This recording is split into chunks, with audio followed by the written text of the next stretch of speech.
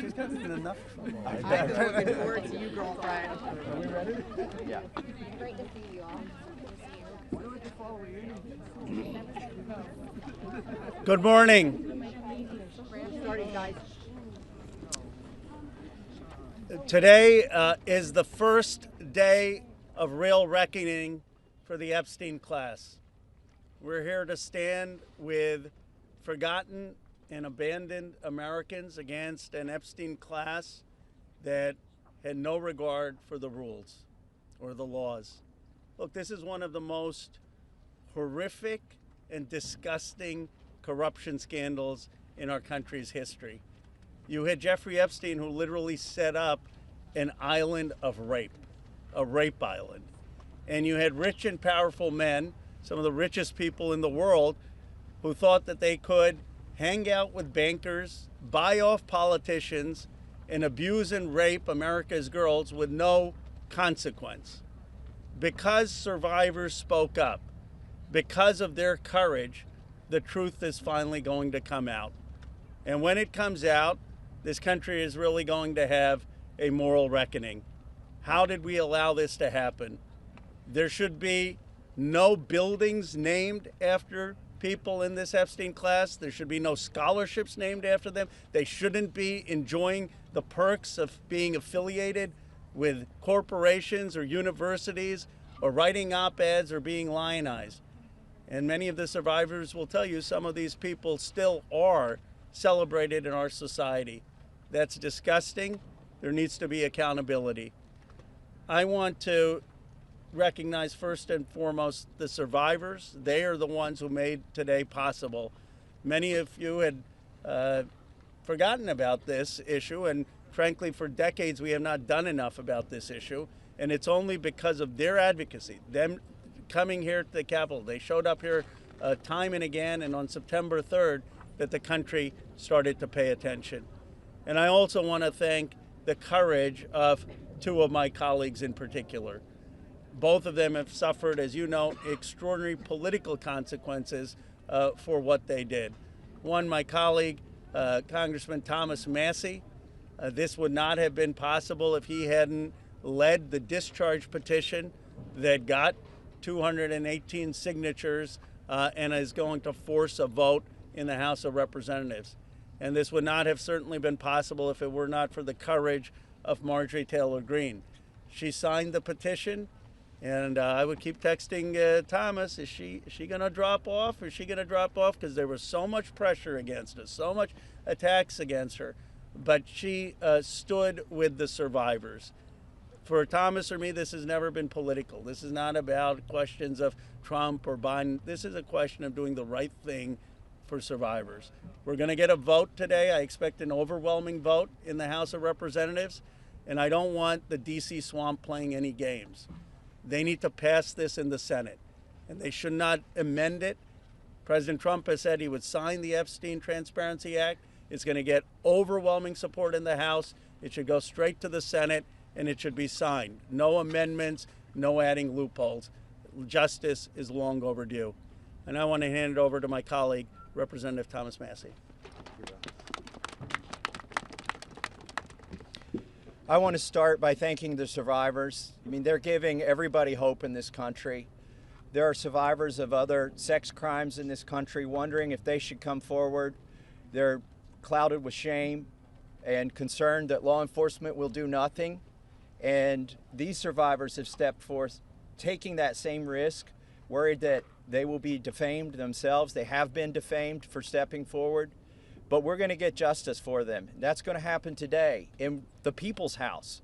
The founders set up our government with 3 branches and 2 branches of Congress.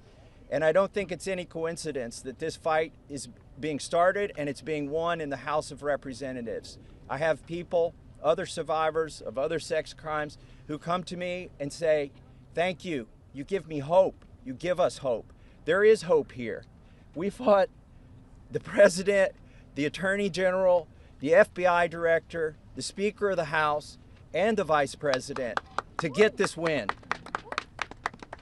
But they're on our side today, though. So let's give them some credit as well. They are finally on the side of justice. And as Rose said, don't muck it up in the Senate. Don't get too cute. We're all paying attention. If you want to add some additional protections for these survivors, go for it. But if you do anything that prevents any disclosure, you are not for the people and you are not part of this effort. Do not muck it up in the Senate. So with that, I just want to say I am hopeful too.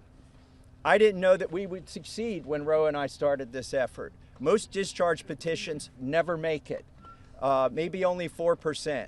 So we had long odds, but we had some brave women on the Republican side. My colleague Marjorie Taylor Greene is one of them who's here with us today. You cannot even imagine the consequences that they have suffered.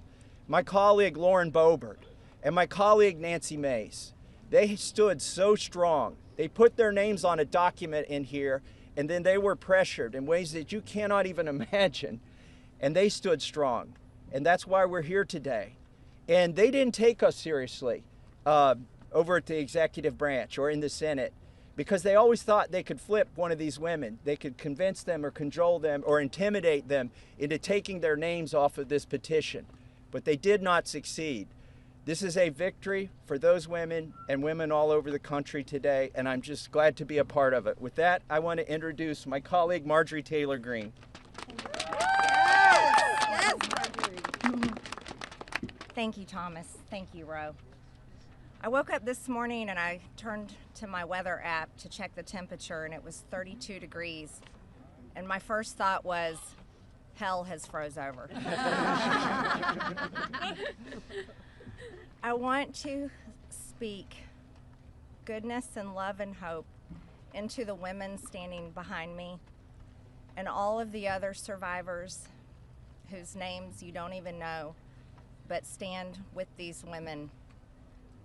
They are survivors, and they are strong, and they are courageous, and they are daughters of God. They are not victims. These women have fought the most horrific fight that no woman should have to fight, and they did it by banding together and never giving up.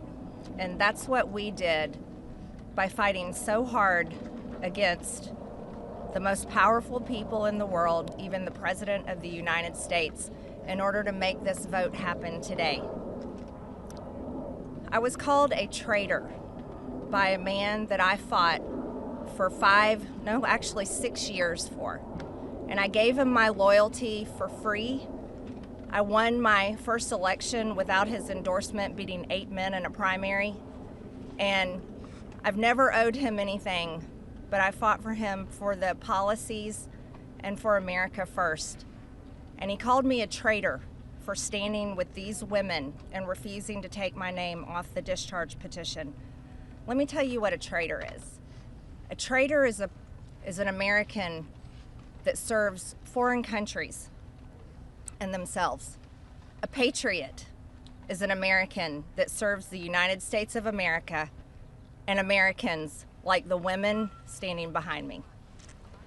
And I want to tell you that this only became possible today because the American people whom we serve as representatives here in Congress demanded that this vote happen, and they put more pressure on every single elected politician in this city than has ever been put on them.